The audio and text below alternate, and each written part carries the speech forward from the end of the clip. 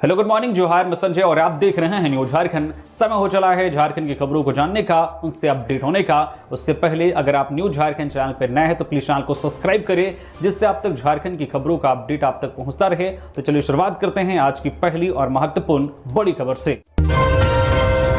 झारखंड के किसानों के लिए बड़ी खुशखबरी, हर जिले में बनेगी मॉडल किसान पाठशाला, आधुनिक खेती से बढ़ेगी आय। झारखंड के किसानों के लिए बड़ी खबर है। मुख्यमंत्री हेमंत सोरेन ने कृषि, पशुपालन एवं सहकारिता विभाग की समीक्षा बैठक में शुक्रवार को बड़ा फैसला लेते हुए अधिकारियों को राज्य के हर जिले में एक एक मॉडल किसान पाठशाला स्थापित करने का निर्देश दिया है। इन पाठशालाओं में किसानों को आधुनिक कृषि तकनीक, वैज्ञानिक खेती, उन्नत बीज, नए कृषि पद्धतियों और बेहतर उत्पादन के तरीके सिखाए जाएंगे। साथ ही किसानों को समय पर खाद, बीज, तकनीकी सलाह और खेती के लिए जरूरी संसाधन उपलब्ध कराने के भी निर्देश दिए गए हैं, ताकि खेती अधिक लाभकारी बन सके। मुख्यमंत्री ने किसान समृद्धि योजना की भी समीक्षा करते हुए कहा है कि इसके तहत किसानों को सौर ऊर्जा संचालित सिंचाई पंप उपलब्ध कराए जा रहे हैं, जिससे सिंचाई की सुविधा बढ़ेगी, खेती की लागत कम होगी और किसानों की आय में वृद्धि होगी। बैठक में कृषि, पशुपालन, दुग्ध उत्पादन, मत्स्य पालन, सहकारिता और कृषि आधारित आजीविका योजनाओं की भी समीक्षा की गई।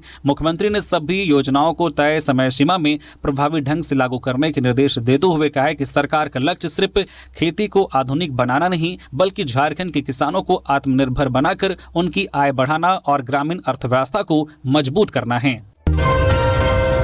झारखंड में प्री मैट्रिक छात्रवृत्ति के लिए ऑनलाइन आवेदन शुरू, SC, ST और OBC छात्रों को मिलेगा लाभ। झारखंड सरकार की प्री मैट्रिक छात्रवृत्ति योजना 2026-27 के लिए ऑनलाइन आवेदन प्रक्रिया शुरू हो गई है। इस योजना का लाभ सरकारी, सरकारी सहायता प्राप्त, गैर सरकारी अल्पसंख्यक, गैर सरकारी माध्यमिक विद्यालयों, मान्यता प्राप्त मदरसा और संस्कृत विद्यालयों में कक्षा 1 से 10वीं तक पढ़ने वाले अनुसूचित जाति SC, अनुसूचित जनजाति ST और अन्य पिछड़ा वर्ग OBC के छात्र छात्राओं को मिलेगा। आवेदन प्रक्रिया सिर्फ ई-कल्याण पोर्टल के माध्यम से ऑनलाइन पूरी की जाएगी। जिन विद्यार्थियों का पोर्टल पर रजिस्ट्रेशन नहीं हुआ है, उन्हें पहले स्कूल के प्रधानाध्यापक के माध्यम से पंजीकरण कराना होगा। विभाग की ओर से संस्थान स्तर पर ऑनलाइन आवेदन जमा करने की अंतिम तिथि 15 अक्टूबर 2026 तक तय की गई है, जबकि जिला नोडल पदाधिकारी द्वारा आवेदनों के सत्यापन की अंतिम तिथि 30 नवंबर 2026 निर्धारित की गई है। शिक्षा विभाग ने सभी पात्र विद्यार्थियों और अभिभावकों से समय रहते आवेदन करने की अपील की है, ताकि योग्य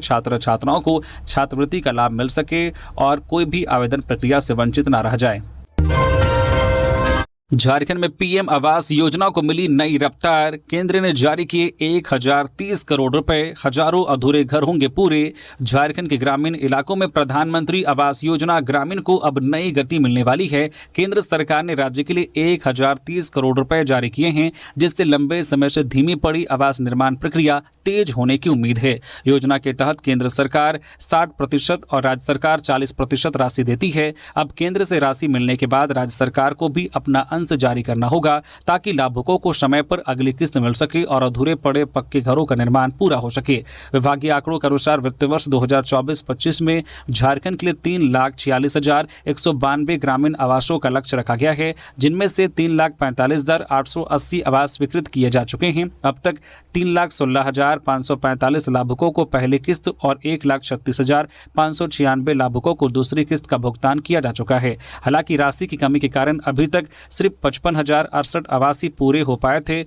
अब 1030 करोड़ रुपए जारी होने के बाद निर्माण कार्य में तेजी आने और बड़ी संख्या में गरीब परिवारों को जल्द आवास पक्का घर मिलने की उम्मीद बढ़ गई है।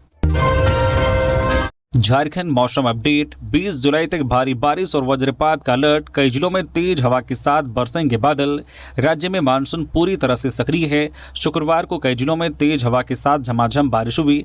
मौसम विभाग के अनुसार बंगाल की खाड़ी से आ रही नमी के कारण अगले कुछ दिनों तक बारिश का दौर जारी रहेगा। आज 18 जुलाई को गोड्डा, जामताड़ा और हजारीबाग समेत कई जिलों में भारी बारिश की संभावना जताई गई है। वहीं रांची, बोकारो, गुमला, खुंटी, रामगढ़, लोहरदगा, कोडरमा, धनबाद, लातेहार और चतरा में भी कहीं कहीं भारी बारिश हो सकती है। इस दौरान मेघ गर्जन और वज्रपात को लेकर भी लोगों को सतर्क रहने की सलाह दी गई है। मौसम विभाग के मुताबिक 20 जुलाई तक राज्य के अधिकांश हिस्सों में तेज हवा के साथ बारिश का सिलसिला जारी रह सकता है। इस दौरान अधिकतम तापमान में बढ़ोतरी की संभावना नहीं है, जबकि अगले कुछ दिनों में तापमान में 2 से 3 डिग्री सेल्सियस तक गिरावट आ सकती है। लगातार बारिश से निचले इलाकों में जल जमाव की स्थिति बन सकती है। प्रशासन ने लोगों से अपील की है कि खराब मौसम के दौरान सावधानी बरते, बिजली चमकने के समय खुले स्थान, पेड़ और बिजली के खंभों के नीचे खड़े होने से बचें। झारखंड के साहिबगंज में गंगा का जलस्तर तेजी से बढ़ा, संभावित बाढ़ के खतरे को लेकर प्रशासन अलर्ट। साहिबगंज जिले में गंगा नदी का जलस्तर लगातार बढ़ रहा है, जिससे संभावित बाढ़ को लेकर प्रशासन सतर्क हो गया है। शुक्रवार सुबह गंगा का जलस्तर 23.64 मीटर दर्ज किया गया और यह करीब 1 सेंटीमीटर प्रति घंटे की रफ्तार से बढ़ रहा है। केंद्रीय जल आयोग के अनुसार आने वाले दिनों में जलस्तर और बढ़ सकता है। दियारा क्षेत्रों में पानी प्रवेश करने लगा है, जिससे किसानों की फसल और मवेशियों के चारे पर संकट गहराने लगा है। गंगा के बढ़ते जलस्तर को देखते हुए जिला प्रशासन ने बाढ़ से निपटने की तैयारियां तेज कर दी है। अधिकारियों ने गंगा तटीय इलाकों का निरीक्षण कर स्थिति का जायजा लिया है। प्रशासन ने बाढ़ प्रभावित क्षेत्रों के लिए सुरक्षित ठहराव, राहत सामग्री और मवेशियों के चारे की व्यवस्था शुरू कर दी है। साहिबगंज में गंगा तट के करीब 83 किलोमीटर क्षेत्र के 108 गांव हर साल बाढ़ से प्रभावित होते हैं, जिससे देखते हुए जरूरत पड़ने पर लोगों को सुरक्षित स्थानों पर पहुंचाने की पूरी तैयारी कर ली गई है। 2 बेटों को बचाते बचाते पिता की गई जान, कारो नदी में डूबने से दर्दनाक मौत। पश्चिमी सिंहभूम जिला के गोवा थाना क्षेत्र के ठाकुरा गांव में शुक्रवार सुबह कारो नदी में नहाने गए दामू हेम्ब्रम की डूबने से मौत हो गई। वह अपने 2 बेटों के साथ नदी में नहाने गए थे। लगातार बारिश के कारण नदी का जलस्तर और बहाव तेज था। इसी दौरान दोनों बच्चे गहरे पानी में डूबने लगे, जिन्हें बचाने के लिए दामू हेम्ब्रम तुरंत नदी में कूद पड़े। दामू हेम्ब्रम ने अपने दोनों बेटों की जान तो बचा ली, लेकिन खुद तेज बहाव की चपेट में आकर डूब गए। स्थानीय लोगों ने उन्हें बाहर निकालकर गोवा शेल अस्पताल पहुंचाया, जहां डॉक्टरों ने उन्हें मृत घोषित कर दिया। सूचना पर पहुंची पुलिस ने शव को पोस्टमार्टम के लिए चाईबासा सदर अस्पताल भेज दिया है। दामू हेम्ब्रम गोवा शेल खदान के OHP विभाग में ठेका मजदूर थे। इस घटना के बाद पूरे इलाके में शोक का माहौल है। वही प्रशासन ने लोगों से उफनती नदियों और जलाशयों से दूर रहने की अपील की है। रांची के मौसी बाड़ी में उमड़ी श्रद्धालुओं की भीड़, महाप्रभु के दर्शन और महाप्रसाद पाकर निहाल हुए भक्त। जगन्नाथपुर रथ मेले के दूसरे दिन शुक्रवार को मौसी बाड़ी मंदिर भक्ति के रंग में डूबा रहा। सुबह 5 बजे से ही भगवान जगन्नाथ, भगवान बलभद्र और माता सुभद्रा के दर्शन के लिए श्रद्धालुओं की लंबी कतार लग गई। मंदिर में दैनिक पूजा के बाद भक्तों के लिए दर्शन शुरू हुआ। महिला और पुरुष श्रद्धालुओं ने कतार में लगकर प्रभु की पूजा अर्चना की और महाप्रसाद ग्रहण किया। सुबह, दोपहर और रात की आरती के दौरान भी मंदिर परिसर में भक्तों की भारी भीड़ देखने को मिली। रात 8 बजे के बाद भगवान विश्राम के लिए चले गए और मंदिर का कपाट बंद कर दिया गया। मेला का समापन 25 जुलाई को होगा। रथ मेले के दूसरे दिन श्रद्धालुओं ने पूजा के साथ साथ मेले का भी जमकर आनंद लिया। दिन भर झूलों, मनोरंजन के साधनों और खरीदारी को लेकर लोगों की भारी भीड़ रही। बच्चों, महिलाओं और युवाओं ने विभिन्न झूलों का लुत्फ उठाया। वहीं दुकानों पर घरेलू सामान, खिलौने, कपड़े और साज श्रृंगार की खरीदारी भी हुई। बादल छाए रहने से मौसम भी मेले का अनुकूल बना रहा और बड़ी संख्या में लोग परिवार के साथ मेले में पहुंचे। डॉक्टरों से अभद्रता के विरोध में नारायणपुर CHC की OPD बंद, स्वास्थ्य कर्मियों ने किया धरना प्रदर्शन। जामताड़ा सदर अस्पताल में एक प्रसूता की मौत के बाद डॉक्टरों और स्वास्थ्य कर्मियों के साथ कथित अभद्र व्यवहार के विरोध में शुक्रवार को जिले भर के स्वास्थ्य कर्मियों में नाराजगी देखने को मिली। इसी के तहत नारायणपुर सामुदायिक स्वास्थ्य केंद्र CHC में प्रभारी चिकित्सा पदाधिकारी डॉक्टर अमरेंद्र कुमार सिंह के नेतृत्व में डॉक्टरों और स्वास्थ्य कर्मियों ने धरना प्रदर्शन किया। विरोध के दौरान आपातकालीन सेवाओं को छोड़कर OPD और अन्य सामान्य स्वास्थ्य सेवाएं पूरे दिन बंद रही, जिससे इलाज के लिए आए कई मरीजों को बिना उपचार लौटना पड़ा। धरने पर बैठे डॉक्टरों और स्वास्थ्य कर्मियों ने प्रशासन से दोषियों के खिलाफ कड़ी कानूनी कार्रवाई और अस्पतालों में मेडिकल स्टाफ की सुरक्षा सुनिश्चित करने की मांग की है। उनका कहना है कि चिकित्सकों के साथ किसी भी तरह की अभद्रता या हिंसा स्वीकार नहीं की जाएगी। प्रदर्शन में बड़ी संख्या में डॉक्टर और स्वास्थ्य कर्मी शामिल हुए और उन्होंने चेतावनी दी है कि सुरक्षित एवं सम्मानजनक कार्य वातावरण सुनिश्चित नहीं होने पर ऐसी घटनाओं का असर स्वास्थ्य सेवाओं पर पड़ता रहेगा। पीएम मोदी ने वर्चुअली किया पिस्का और मोरी स्टेशन का उद्घाटन, राज्यपाल रहे मौजूद। प्रधानमंत्री नरेंद्र मोदी ने वीडियो कॉन्फ्रेंसिंग के माध्यम से अमृत भारत स्टेशन के तहत देश के 20 राज्यों में पुनर्विकसित 75 रेलवे स्टेशन का शुक्रवार को उद्घाटन किया। इसी क्रम में झारखंड के पिस्का और मोरी रेलवे स्टेशन का भी लोकार्पण हुआ। इस दौरान प्रधानमंत्री ने हरियाणा से देश की पहली हाइड्रोजन ट्रेन को भी हरी झंडी दिखाई। पिस्का स्टेशन परिसर में आयोजित कार्यक्रम में राज्यपाल संतोष कुमार गंगवार, मंत्री दीपक बिरवा, राज्यसभा सांसद महुआ माझी, हटिया विधायक नवीन जायसवाल समेत रेलवे के कई अधिकारी और जनप्रतिनिधि मौजूद रहे।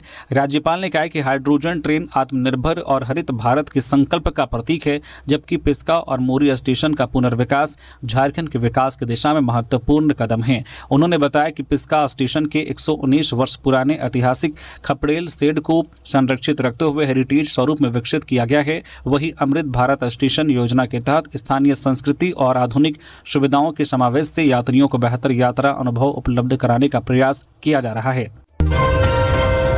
महिला हॉकी विश्व कप के लिए भारतीय टीम में झारखंड की 4 बेटियों का चयन। सलीमा टेटे बनी कप्तान। झारखंड के लिए गर्व का पल है। हॉकी इंडिया ने 15 से 30 अगस्त 2026 तक नीदरलैंड्स और बेल्जियम में होने वाले FIH महिला हॉकी विश्व कप के लिए 20 सदस्यीय भारतीय टीम की घोषणा कर दी है। इस टीम में झारखंड की 4 खिलाड़ियों को जगह मिली है। सबसे बड़ी उपलब्धि यह है कि सिमडेगा की स्टार खिलाड़ी सलीमा टेटे को भारतीय महिला हॉकी टीम की कप्तान बनाया गया है। उनके नेतृत्व में भारतीय टीम विश्व कप में शानदार प्रदर्शन करने के इरादे से उतरेगी। भारतीय टीम में झारखंड से सलीमा टेट्टे, निक्की प्रधान, ब्यूटी डुंगडुंग और दीपिका सोरेंग का चयन किया गया है। इनमें सलीमा टेट्टे, ब्यूटी डुंगडुंग और दीपिका सोरेंग सिमडेगा की रहने वाली है, जबकि निक्की प्रधान खुंटी जिले से है। यह पहली बार है जब महिला हॉकी विश्व कप के लिए भारतीय टीम में एक साथ झारखंड की 4 खिलाड़ियों और सिमडेगा की 3 बेटियों को जगह मिली है। इस उपलब्धि से पूरे राज्य में खुशी का माहौल है और खेल प्रेमी इन खिलाड़ियों से विश्व कप में शानदार प्रदर्शन की उम्मीद कर रहे हैं। SIR के दौरान घूस मांगने के आरोप में बर्खास्त सहिया का धरना, संघ ने दी काम ठप करने की चेतावनी। गढ़वा में SIR प्रक्रिया के दौरान कथित तौर पर घूस मांगने के आरोप में बर्खास्त की गई सहिया एवं BLO जमीला बीबी और कुसुम देवी ने समाहरणालय के सामने धरना प्रदर्शन किया। दोनों को झारखंड सहिया संघ और झारखंड प्रदेश आंगनबाड़ी वर्कर्स यूनियन का समर्थन मिला। दोनों पर SIR फॉर्म देने और भरने के नाम पर पैसे मांगने का वीडियो वायरल होने के बाद जिला प्रशासन ने जांच कर उन्हें बर्खास्त दिया था। धरना के दौरान दोनों सहिया की बहाली की मांग उठाई गई। संघ का आरोप है कि प्रशासन ने बिना उचित कार्रवाई के उन्हें बर्खास्त किया है। संगठन ने चेतावनी दी है कि यदि 29 जुलाई तक बहाली नहीं हुई तो SIR का कार्य प्रभावित किया जाएगा और 1 अगस्त से अनिश्चितकालीन हड़ताल शुरू की जाएगी। प्रदेश कार्यकारी अध्यक्ष बालमुकुंद सिन्हा ने कहा है कि मांगे नहीं मानी गई तो सहिया और आंगनबाड़ी कर्मी काम बंद कर आंदोलन तेज करेंगे। 19 जुलाई को होगी झारखंड क्षेत्रीय कार्यकर्ता प्रतियोगिता परीक्षा, कड़े सुरक्षा इंतजाम के निर्देश। झारखंड कर्मचारी चयन आयोग JSSC की ओर से आयोजित झारखंड क्षेत्रीय कार्यकर्ता प्रतियोगिता परीक्षा 2024 का आयोजन 19 जुलाई को किया जाएगा। परीक्षा को शांतिपूर्ण, निष्पक्ष और नकल मुक्त कराने के लिए जिला प्रशासन ने तैयारियां पूरी कर ली है। उपायुक्त मंजूनाथ भजंत्री के निर्देश पर हुई समीक्षा बैठक में सदर अनुमंडल पदाधिकारी कुमार रजत ने सभी परीक्षा केंद्रों के अधीक्षकों और अधिकारियों के साथ व्यवस्थाओं, सुरक्षा इंतजाम और परीक्षार्थियों की सुविधाओं को लेकर चर्चा की। प्रशासन ने बताया कि परीक्षा 3 पालियों में आयोजित होगी और सभी केंद्रों पर पर्याप्त सुरक्षा बल तैनात किए जाएंगे। केंद्र अधीक्षकों को परीक्षा के दौरान नियमों और निर्धारित प्रोटोकॉल का सख्ती से पालन करने के निर्देश दिए गए हैं। जिला प्रशासन ने परीक्षार्थियों और अभिभावकों से समय पर केंद्र पहुंचने, नियमों का पालन करने और परीक्षा केंद्रों के आसपास अनावश्यक भीड़ से बचने की अपील की है ताकि परीक्षा शांतिपूर्ण और व्यवस्थित तरीके से संपन्न हो सके। गोड्डा में आदिम जनजाति समाज का महाजुटान, आरक्षण और विकास की उठी मांग। गोड्डा में सुंदर पहाड़ी प्रखंड में शुक्रवार को आदिम जनजाति समाज का महाजुटान आयोजित किया गया, जिसमें झारखंड सहित देश के कई राज्यों से समाज के लोग शामिल हुए। महासभा में आदिम जनजाति समाज के लिए अलग राजनीतिक प्रतिनिधित्व सुनिश्चित करने की मांग उठाई गई। हिल असेंबली पहाड़िया महासभा के केंद्रीय अध्यक्ष शिवशरण मालतो ने झारखंड की कम से कम 6 विधानसभा सीटों और राजमहल लोकसभा सीट को आदिम जनजाति समाज के लिए आरक्षित करने की मांग की। उन्होंने कहा कि इससे समाज को उचित प्रतिनिधित्व मिलेगा और वे अपने अधिकारों की आवाज मजबूती से उठा सकेंगे। महासभा के महासचिव बैद्यनाथ पहाड़िया ने कहा है कि आदिम जनजाति समाज की संस्कृति, भाषा और परंपराएं देश की प्राचीन धरोहर है, लेकिन सरकारी उपेक्षा के कारण आज भी कई लोग शिक्षा, स्वास्थ्य और बुनियादी सुविधाओं से वंचित हैं। उन्होंने समाज के लोगों से अपनी संस्कृति और भाषा को संरक्षित रखने की अपील की है। कार्यक्रम में शामिल प्रतिनिधियों ने सरकार से आदिम जनजाति समाज के लिए विकास, पहचान और अधिकारों की रक्षा के लिए ठोस कदम उठाने की मांग की है। जमीन विवाद में बुजुर्ग दंपति पर जानलेवा हमला, महिला की मौत, पति गंभीर, 3 हिरासत में।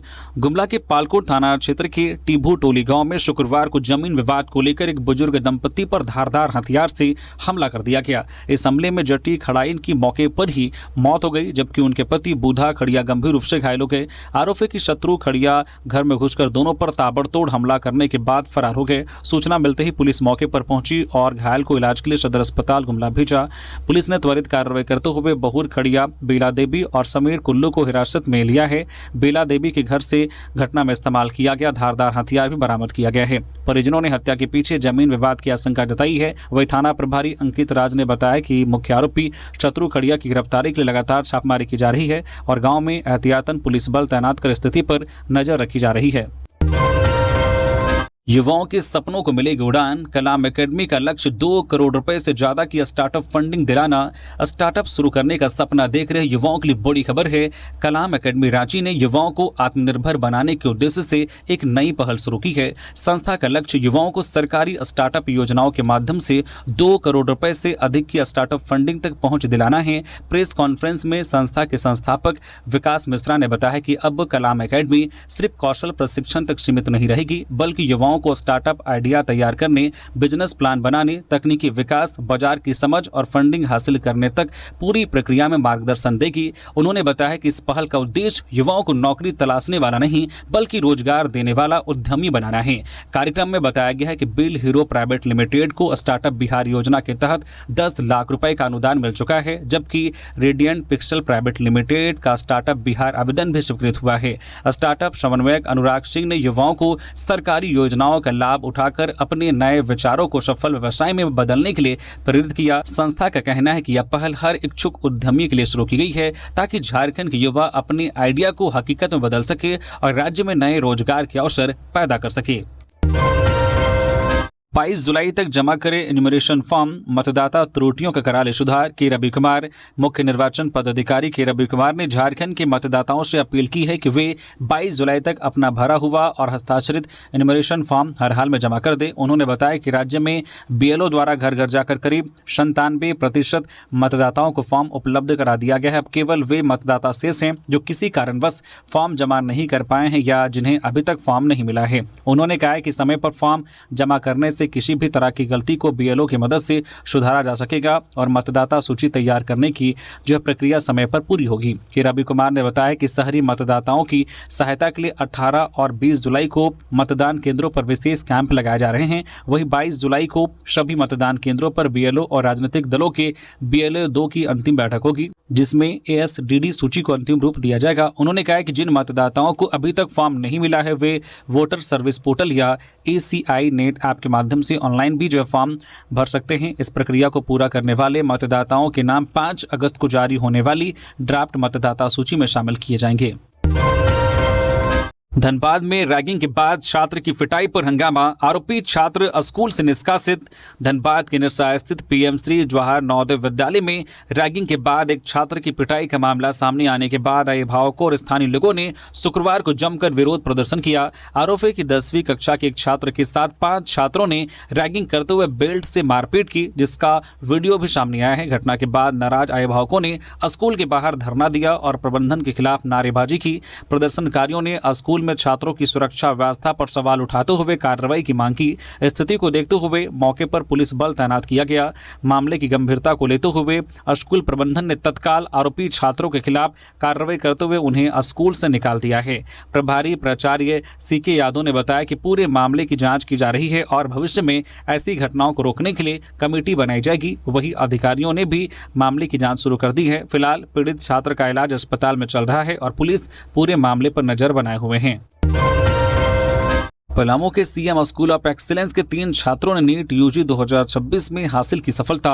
पलामू के मेदिनीनगर स्थित CM स्कूल ऑफ एक्सीलेंस के 3 विद्यार्थियों ने नीट UG 2026 में शानदार सफलता हासिल कर जिले का नाम रोशन किया है। ऋषि राज आनंद ने 594 अंक के साथ all India rank 11,995, Shubham Kumar Gupta ने 506 अंक के साथ 82,065वीं रैंक और अविक पांडे ने 505 अंक के साथ 83,481 ऑल इंडिया रैंक हासिल की है। तीनों छात्रों की इस उपलब्धि ने साबित कर दिया है कि सरकारी स्कूलों के विद्यार्थी भी मेहनत, लगन और सही मार्गदर्शन के दम पर देश की सबसे कठिन प्रतियोगी परीक्षाओं में सफलता हासिल कर सकते हैं। तीनों छात्रों की सफलता पर पलामू के उपायुक्त दिलीप प्रताप सिंह शेखावत ने उन्हें बधाई देते हुए उज्जवल भविष्य की शुभकामनाएं दी हैं। उन्होंने कहा है कि यह उपलब्धि पूरे जिले के लिए गर्व की बात है। इससे सरकारी स्कूलों में पढ़ने वाले अन्य विद्यार्थियों को भी बड़े लक्ष्य तय कर उन्हें हासिल करने की प्रेरणा मिलेगी। उपायुक्त ने कहा है कि जिला प्रशासन सरकारी स्कूलों में गुणवत्तापूर्ण शिक्षा और प्रतियोगी परीक्षाओं की बेहतर तैयारी के लिए लगातार प्रयास कर रहा है, जिसका सकारात्मक परिणाम अब सामने आने लगा है। पाकुड़ में घरेलू विवाद के बाद पत्नी की हत्या, आरोपी पति फरार। पाकुड़ जिले के मुफस्सिल थाना क्षेत्र के नरोत्तमपुर गांव में शुक्रवार को घरेलू विवाद ने खूनी रूप ले लिया। पुलिस के अनुसार आरोपी समीर शेख उर्फ एनामुल शेख का किसी बात को लेकर अपने पिता मनारुल शेख से विवाद हो गया था। विवाद बढ़ने पर वह अपने पिता के साथ मारपीट करने लगा। बीच बचाव करने पहुंची उसकी 26 वर्षीय पत्नी सोनाभान बीबी पर आरोपी ने पहले पत्थर से हमला किया और फिर धारदार हंसुआ से कई बार वार कर दिए। गंभीर से घायल सोनाभान बीबी की मौत हो गई, जबकि बीच बचाव करने आए उसके पिता भी घायल हो गए। घटना के बाद आरोपी मौके से फरार हो गया, जिससे गांव में दहशत का माहौल है। घटना की सूचना मिलते ही मुफस्सिल थाना पुलिस मौके पर पहुंची और जांच शुरू कर दी। पुलिस ने वारदात में इस्तेमाल किया गया खून से सना हंसुआ बरामद कर लिया है। मृतका के परिजनों का आरोप है कि आरोपी पहले भी अपनी पत्नी के साथ मारपीट और प्रताड़ना करता था। पुलिस ने मामला दर्ज कर आरोपी की गिरफ्तारी के लिए संभावित ठिकानों पर लगातार छापेमारी शुरू कर दी है। अधिकारियों का कहना है कि आरोपी को जल्द गिरफ्तार कर कानूनी कार्रवाई की जाएगी, जबकि शव का पोस्टमार्टम कर आगे की जांच जारी है। देवघर के श्रावणी मेला 2026 की तैयारियां अंतिम चरण में। डीसी एसपी ने किया कांवरिया पथ का निरीक्षण। 10,000 से अधिक पुलिसकर्मी रहेंगे तैनात। विश्व प्रसिद्ध राज्य के श्रावणी मेला 2026 की तैयारियां अंतिम चरण में पहुंच गई है। 30 जुलाई से शुरू होने वाले मेले को लेकर उपायुक्त सौरभ कुमार भूमानिया और एसपी प्रवीण पुष्कर ने विभिन्न विभागों के अधिकारियों के साथ बाघमारा से दुम्मा बॉर्डर तक कांवरिया पथ का संयुक्त निरीक्षण किया। इस दौरान पेयजल, बिजली, स्वच्छता, शौचालय, चिकित्सा सुविधा, यातायात, सुरक्षा व्यवस्था और निर्माणाधीन कार्यों का जायजा लेकर सभी विभागों को समय पर तैयारियां पूरी करने के निर्देश दिए गए। उपायुक्त ने बताया कि बाघमारा और कोटिया टेंट सिटी समेत सभी प्रमुख परियोजनाओं का कार्य तेजी से चल रहा है और मेले से पहले सभी तैयारियां पूरी कर ली जाएंगी। वहीं एसपी ने कहा है कि इस बार सुरक्षा व्यवस्था पहले से अधिक मजबूत रहेगी। पूरे मेला क्षेत्र में 10,000 से अधिक पुलिसकर्मियों के साथ डॉग स्क्वाड, बम निरोधक दस्ता, एनडीआरएफ और एटीएस की टीमें तैनात रहेंगी, ताकि लाखों श्रद्धालुओं को सुरक्षित और सुगम यात्रा का अनुभव मिल सके। 25 लाख का इनामी नक्सली अजय महतो गिरफ्तार। गिरिडीह पुलिस की बड़ी कार्रवाई, 2 अन्य माओवादी भी दबोचे गए। नक्सल विरोधी अभियान में गिरिडीह पुलिस को बड़ी सफलता मिली है। पुलिस ने 25 लाख रुपए के इनामी कुख्यात माओवादी अजय महतो उर्फ टाइगर उर्फ वासुदेव को 2 अन्य माओवादियों के साथ गिरफ्तार किया है। अजय महतो भाकपा माओवादी का स्पेशल एरिया कमेटी सदस्य और पारासनाथ क्षेत्र का जोनल कमांडर रह चुका है। एसपी डॉक्टर विमल कुमार के निर्देश पर गठित विशेष टीम ने गुप्त सूचना के आधार पर गुरुवार देर रात हरलाडी गांव में छापेमारी कर तीनों को गिरफ्तार किया। पुलिस के अनुसार अजय महतो के खिलाफ हत्या, लेवी वसूली, लूट, सुरक्षा बलों पर हमला, आईडी विस्फोट और सरकारी संपत्ति को नुकसान पहुंचाने सहित 100 से अधिक मामले दर्ज हैं। वह झारखंड के अलावा बिहार, पश्चिम बंगाल और उड़ीसा पुलिस के लिए भी वांछित था। फिलहाल विशेष जांच टीम तीनों से पूछताछ कर रही है और उनसे मिली जानकारी के आधार पर आगे की कार्रवाई जारी है। रथ मेला में चोरी करने वाला अंतर्राज्यीय गिरोह पकड़ा गया। पश्चिम बंगाल के 2 शातिर चोर गिरफ्तार। पाकुड़ नगर थाना क्षेत्र में आयोजित रथ मेला के दौरान चोरी की वारदातों का पुलिस ने खुलासा करते हुए पश्चिम बंगाल के 2 शातिर चोरों को गिरफ्तार किया है। आरोपियों के पास से चोरी के 6 मोबाइल फोन, 7,390 रुपए नकद बरामद किए गए हैं। एसडीपीओ कुमार गौरव ने बताया कि 16 जुलाई को रथ मेले में भारी भीड़ का फायदा उठाकर आरोपियों ने कई श्रद्धालुओं के मोबाइल, पर्स, नकदी और सोने की चेन चोरी कर ली थी। इस संबंध में नगर थाना में 6 अलग अलग मामले दर्ज किए गए थे। मामले की गंभीरता को देखते हुए एसपी अनुदीप सिंह के निर्देश पर गठित एसआईटी ने तकनीकी और मानवीय साक्ष्यों के आधार पर कार्रवाई करते हुए दोनों आरोपियों को गिरफ्तार किया। गिरफ्तार आरोपियों की पहचान पश्चिम बंगाल के वर्धमान जिले के सोहन सिंह और रेखा देवी के रूप में हुई है। पूछताछ में दोनों ने चोरी की घटनाओं में अपनी संलिप्तता स्वीकार कर ली है। पुलिस उन्हें न्याय की हिरासत में भेजने की प्रक्रिया पूरी कर रही है। गिरिडीह को स्वच्छ और सुंदर बनाने की तैयारी तेज, नगर आयुक्तों ने वार्डों का किया निरीक्षण।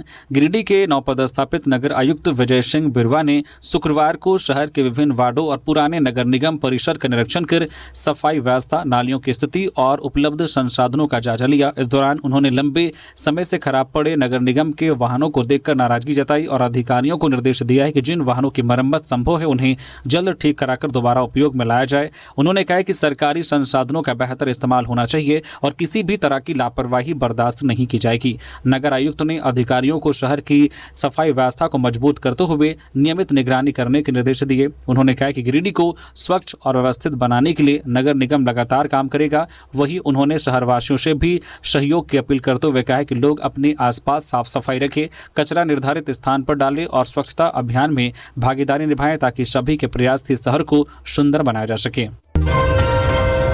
जेएसएससी परीक्षा के लिए 5 जोड़ी स्पेशल ट्रेनें चलेंगी। झारखंड कर्मचारी चयन आयोग जेएसएससी की झारखंड क्षेत्रीय कार्यकर्ता प्रतियोगिता परीक्षा जेएफडब्ल्यूसी में शामिल होने वाले अभ्यर्थियों की सुविधा के लिए रेलवे ने 5 जोड़ी परीक्षा स्पेशल ट्रेनों के संचालन का निर्णय लिया है। ये ट्रेनें 18 से 20 जुलाई के बीच विभिन्न रूटों पर चलेंगी ताकि परीक्षार्थियों को यात्रा में किसी तरह की परेशानी न हो। इसमें सबसे प्रमुख रांची पटना रांची स्पेशल ट्रेन है जो 19 जुलाई की शाम रांची से रवाना होकर मुरी, बोकारो, गोमो, कोडरमा और गया होते हुए 20 जुलाई तड़के पटना पहुंचेंगी। वापसी में यह ट्रेन 20 जुलाई की सुबह पटना से चलकर दोपहर में रांची पहुंचेगी। इसके अलावा रांची दुमका रांची, टाटा हजारीबाग रोड टाटा तथा रांची गढ़वा रोड रांची रूट पर भी स्पेशल ट्रेनों का संचालन किया जाएगा। गढ़वा रोड के लिए 2 जोड़ी अनारक्षित मेमू स्पेशल ट्रेन चलाई जाएंगी जो लोहरदगा, टूरी, लातेहार और डाल्टनगंज होकर गुजरेंगी। रेलवे ने बताया कि परीक्षा के दौरान अतिरिक्त भीड़ को देखते हुए यह व्यवस्था की गई है ताकि झारखंड के विभिन्न जिलों से परीक्षा देने आने वाले अभ्यर्थियों को सुरक्षित और सुविधाजनक यात्रा मिल सके। मानव हाथी संघर्ष रोकने के लिए झारखंड के युवक ने बनाया एआई उपकरण। झारखंड के 18 वर्षीय अवि मोहन कुमार शुक्ला ने मानव हाथी संघर्ष को कम करने के लिए कम लागत वाला एआई आर्टिफिशियल इंटेलिजेंस आधारित उपकरण इनोबॉक्स तैयार किया है। रांची के रहने वाले अवि ने पिछले 3 महीनों में इस सौर ऊर्जा चालित उपकरण को विकसित किया जो कंपनसेशन, रडार और एआई कैमरे की मदद से हाथियों व अन्य जंगली जानवरों की पहचान कर उन्हें खेतों से दूर रखने का काम करता है। अलग अलग प्रजातियों की पहचान में इसकी सटीकता 80 से 85% से अधिक बताई गई है। वन विभाग ने इस परियोजना के लिए 1 लाख रुपए की सहायता दी है और फिलहाल इसके 10 उपकरणों का परीक्षण पलामू बाग अभ्यारण्य में किया जा रहा है। मुख्य वन्यजीव वार्डन रवि रंजन ने बताया कि शुरुआती परीक्षण के नतीजे उत्साहजनक रहे हैं। परीक्षण पूरा होने के बाद अगस्त में इसे रांची जिले में पायलट प्रोजेक्ट के रूप में लगाया जाएगा। यदि यह सफल रहा तो कम लागत और बेहतर प्रदर्शन को देखते हुए इस तकनीक का विस्तार पूरे झारखंड में किया जाएगा। 3 लाख की फिरौती के लिए 5 साल की बच्ची का अपहरण, 12 घंटे में गयाजी से सकुशल बरामद। रांची के नगरी थाना क्षेत्र के सपारोम से 5 वर्षीय बच्ची के अपहरण मामले का पुलिस ने महज 12 घंटे के भीतर खुलासा कर दिया है। अपहरणकर्ताओं ने बच्ची का अपहरण कर उसके परिवार से 3 लाख रुपए की फिरौती मांगी थी और पैसे नहीं देने पर बच्ची की हत्या की धमकी दी थी। शिकायत मिलते ही ग्रामीण पुलिस अधीक्षक के नेतृत्व में विशेष टीम का गठन किया गया। तकनीकी साक्ष्यों और बिहार पुलिस की मदद से गया जंक्शन के पास एक होटल में छापमारी कर बच्ची को सकुशल बरामद कर लिया गया। इस कार्रवाई में अपहरण कांड से जुड़े 3 आरोपियों को भी गिरफ्तार किया गया। पुलिस पूछताछ में सामने आया है कि मुख्य आरोपी रमेश कुमार मिश्रा बच्ची के घर के पास किराए के मकान में रहता था और उसने पैसे के लालच में बच्ची को बहला फुसलाकर बिहार ले गया था। जांच में यह भी पता चला है कि उसके 2 साथी सचिन कुमार और सोनू कुमार ने बच्ची को छिपाने में और फिरौती की रकम वसूलने में उसकी मदद की। आरोपियों ने बच्ची के पिता को धमकी देकर 2 अलग अलग नंबरों पर ऑनलाइन 5,000 रुपए भी मंगवाए थे। पुलिस ने तीनों आरोपियों को गिरफ्तार कर लिया है और पूरे मामले की आगे की जांच जारी है। रांची नगर निगम सहित 53 सिटी मैनेजरों का तबादला। राज्य सरकार ने रांची नगर निगम सहित राज्य के सभी शहरी स्थानीय निकायों में पदस्थापित सिटी मैनेजरों का तबादला कर दिया है। नगर विकास विभाग ने तबादले से संबंधित अधिसूचना जारी कर दी है। देवघर नगर निगम के सिटी मैनेजर को श्रावणी मेले के बाद नए स्थान पर योगदान देने का निर्देश दिया गया है। चतरा नगर परिषद के सिटी मैनेजर रंजीत सिंह का तबादला कर रांची नगर निगम भेजा गया है। वहीं सरायकेला नगर पंचायत में पोस्टेड महेश जारिका को रांची नगर निगम में स्थानांतरित कर दिया गया है। इसके अलावा चाईबासा नगर परिषद के सिटी मैनेजर संतोष बेदिया का भी रांची नगर निगम ट्रांसफर कर दिया गया है। राजनाथ सिंह और योगी आदित्यनाथ से मुलाकात के बाद रघुवर दास की राजनीतिक सक्रियता बढ़ी। झारखंड के पूर्व मुख्यमंत्री और ओडिशा के पूर्व राज्यपाल रघुवर दास ने लंबे समय बाद केंद्रीय नेताओं से मुलाकात का सिलसिला तेज कर दिया है। अयोध्या में भगवान श्री राम के दर्शन के बाद उन्होंने उत्तर प्रदेश के मुख्यमंत्री योगी आदित्यनाथ से मुलाकात की। इस दौरान उन्होंने प्रधानमंत्री नरेंद्र मोदी के मार्गदर्शन और योगी आदित्यनाथ के नेतृत्व में उत्तर प्रदेश में हो रहे विकास कार्यों और मजबूत कानून व्यवस्था की सराहना की। इसके बाद रघुवर दास ने दिल्ली में केंद्रीय रक्षा मंत्री राजनाथ सिंह से भी मुलाकात की।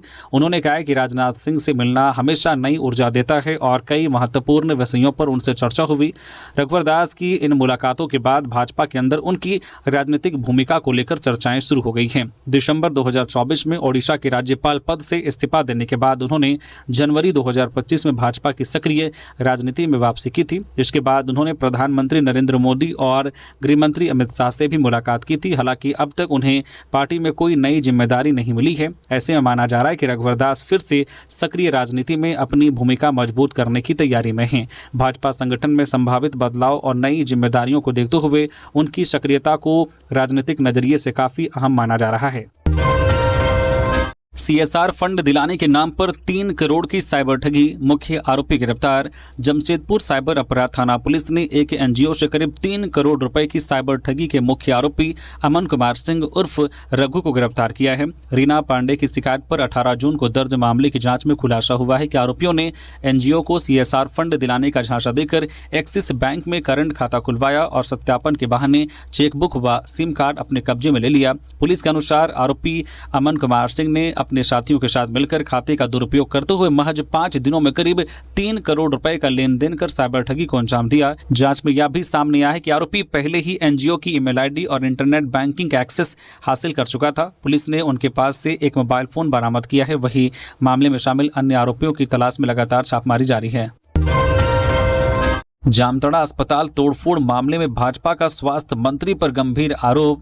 जामताड़ा सदर अस्पताल में गर्भवती महिला रीना कुमारी और उसके नवजात शिशु की मौत के बाद भाजपा नेता और नेता प्रतिपक्ष अमर कुमार बावरी ने पीड़ित परिवार से मुलाकात की। इसके बाद उन्होंने स्वास्थ्य मंत्री डॉक्टर इरफान अंसारी पर गंभीर आरोप लगाते हुए कहा कि अस्पताल में हुई तोड़फोड़ और हंगामे के पीछे मंत्री के समर्थकों और कांग्रेस कार्यकर्ताओं की भूमिका हो सकती है। उन्होंने आरोप लगाया है कि परिजनों के आक्रोश को दूसरी दिशा में मोड़ने का प्रयास किया गया ताकि इलाज में कथित लापरवाही और अस्पताल प्रबंधन की जिम्मेदारी से ध्यान हटाया जा सके।